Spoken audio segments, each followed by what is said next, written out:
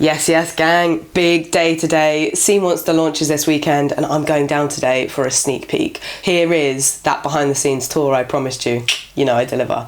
Before I go though, I just wanted to give a big shout out to my new Patreon supporters, Lucian and Aaron. And if you want to join them and help me make these videos better, you absolutely can. And I'll put a link in the description.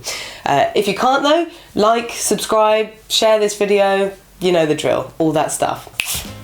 Sea Monster is a world-first experiment in redesign, transforming a retired fossil fuel rig from the North Sea into a free public art science installation and a positive vision of the future. Up we go!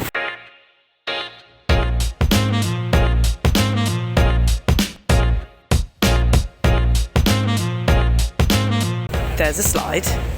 I'm coming! Yeah, boy!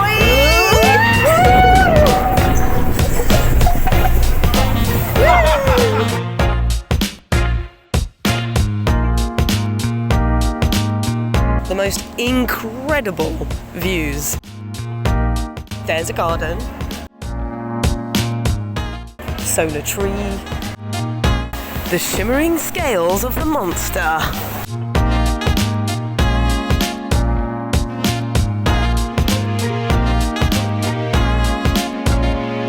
And look at that cloud.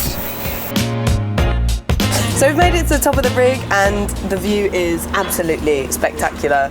Amélie and I have been working on the weather and the climate part of Sea Monster, and I don't know about you, but I'm very pleased with how it's turned out. I'm so excited and it's so beautiful. And what excites you the most about this project and Sea Monster in general?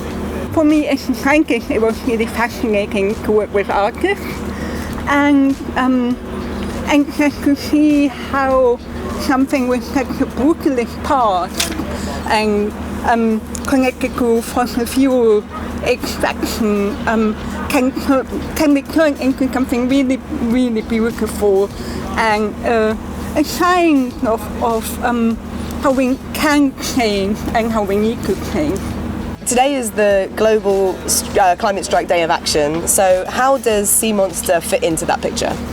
For me, the connection is that it has a history in the gas extraction and fossil fuel use is the main reason behind global warming and climate change.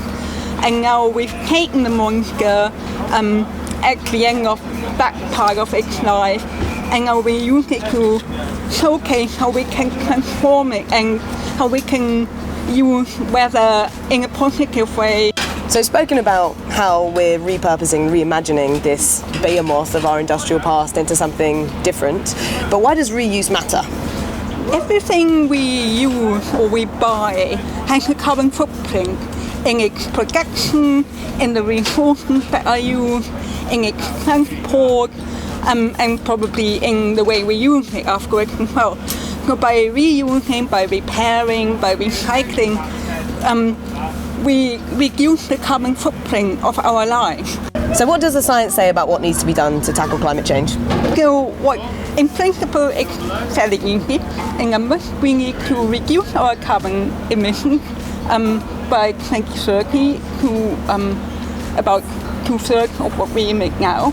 And at the same time reduce our methane emissions. Methane is another important greenhouse gas. And that's it, really. Simple. And what can people do themselves? People can do a lot. You can eat less meat, you can fly less, you can travel more by bike or by public transport or go by foot. Other things you can do: reuse, recycle, consume less, save resources, save energy, change where you're banking. And how does collective action kind of play into that? Every single bit, but every single individual does helps. It's not the sum of what we all do. Are you ready for the quick fire round? I'm going to do these nice and fast. Okay, so what's your favourite cloud? I mostly like chaotic sky, where lots of different clouds at different layers. An excellent choice. Why choose when you can have them all? Best way to get people excited about the weather? Isn't everybody excited about weather anyway? Maybe we're biased. Favourite type of weather to get caught in? Hailstorm. Oof, not what I was expecting. Most interesting climate fact? That if you have very pure water, you can cool it down to minus 38 degrees before it freezes. Bonkers. Okay, last one. Best climate solution? Is that everybody can do their bit, and it's of all our actions together that can already make a change.